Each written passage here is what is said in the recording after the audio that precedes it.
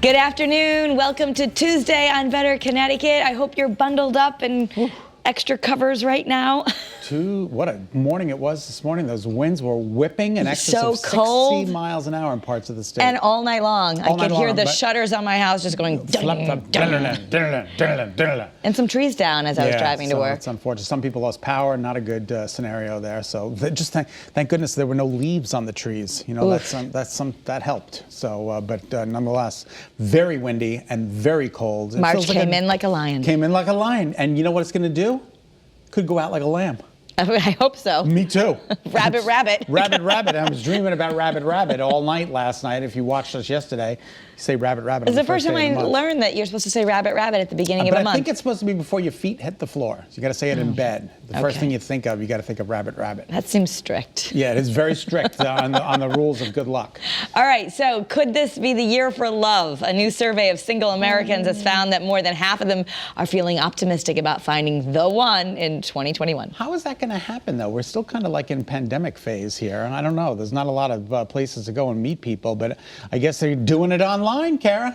Yeah, well, and maybe they think after being all pent up for the last year that as soon as the restrictions lift a little, everyone's going to want to run out and find the love of their life. 52% plan to continue virtual and social distance dating through 2021. And 37% say they're looking forward to at least holding hands. That's nice. I like to hold hands. And they think ghosting will become a thing of the past. What is ghosting? Where you just ghosting is terrible. I mean, what is it? What is like, it again? Okay, you went out on a date or you did something, and then you just never call talk again. them again. That's awesome. Just that's it. It never happened. I don't know who you are. That is so awesome. It's awful. That's like the best thing ever.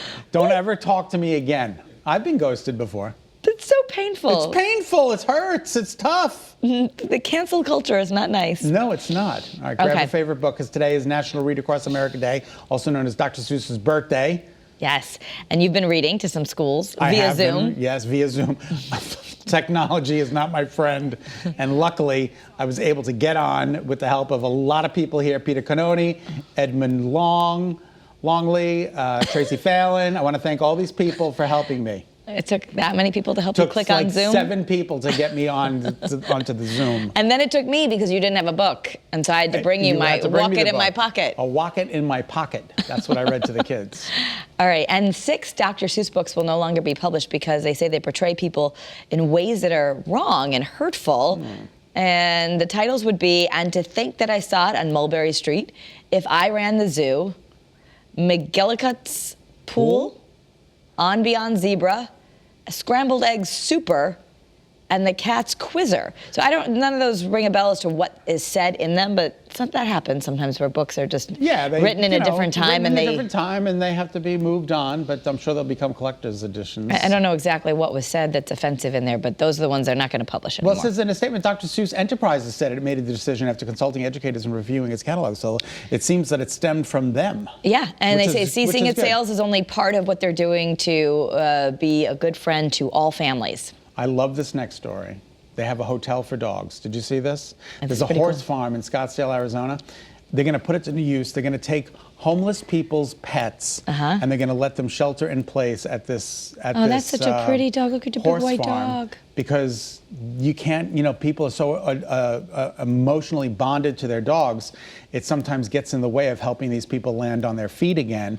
So they know that they have a safe haven to bring their dogs to. Aww. They're going to be taken care of. They're going to be given the support that they need. They'll have other doggy friends to play with. And the homeless people can get back on their feet. And, like sometimes they can't get in apartments because they won't allow dogs. And so it's a tough situation. And you'll get your dog back. And they've got 15 horse stalls, and the dogs can use them all. Oh, beautiful dogs, right? I know. I like that big white one, that big fluffy guy. God, it looks like a Pyrenees.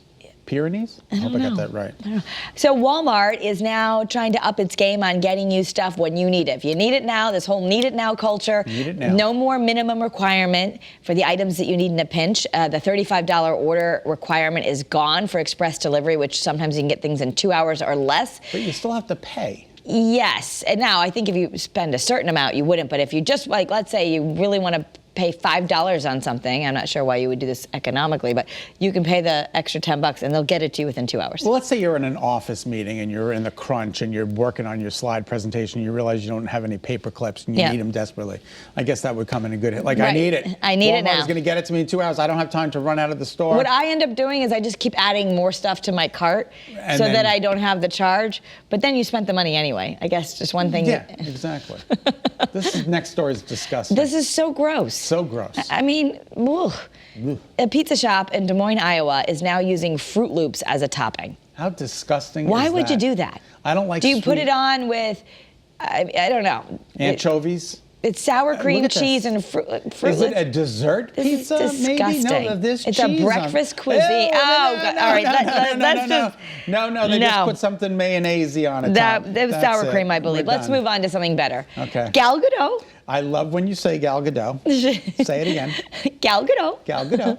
She is having a third baby, and she is, of course, the star of Wonder Woman.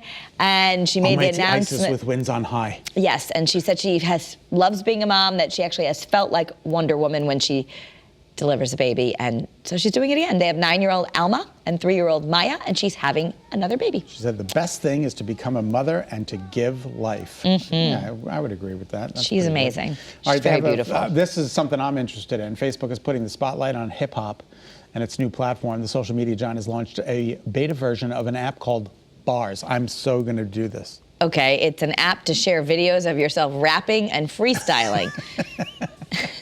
I don't think this is for me. I was going to say, you're not doing this. I don't think I'm doing it. But the app promises studio quality beats, vocals, and effects. So if it sounds to me, it's almost like the old Musical.ly for adults. I wish I had the talent to do this, but I simply don't.